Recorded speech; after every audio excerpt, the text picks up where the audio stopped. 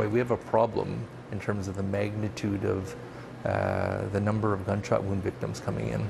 Is this something that you and other people in ER are talking about? I think the whole hospital is.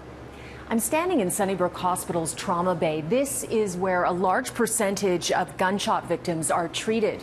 We know gun violence is on the rise in Toronto, and today Sunnybrook Hospital released some startling numbers that show just how many more patients are coming through these doors.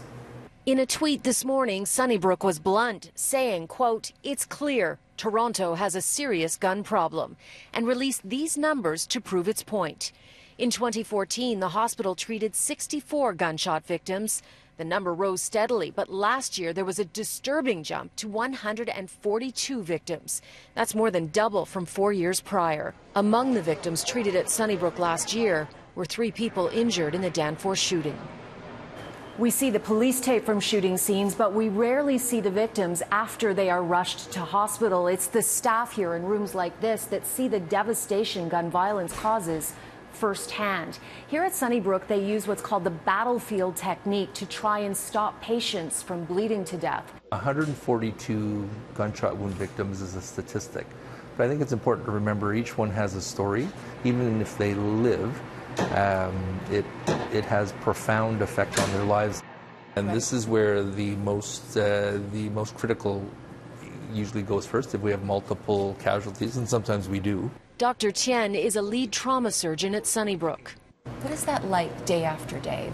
You know, we sort of go day by day, and it's part of the job. So a lot of the times we can put up a bit of an emotional distance, but there's always these cases where it touches a little closer to home that you realize this is awful, and we really need to do something. These numbers are real people coming in, and something needs to be done.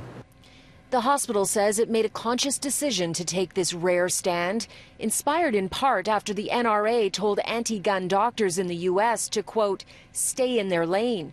They revolted en masse, posting chilling photos of the aftermath in ER rooms. The entire trauma community in North America and worldwide have really said this is in fact our lane. If someone needs to speak out, it really should be us.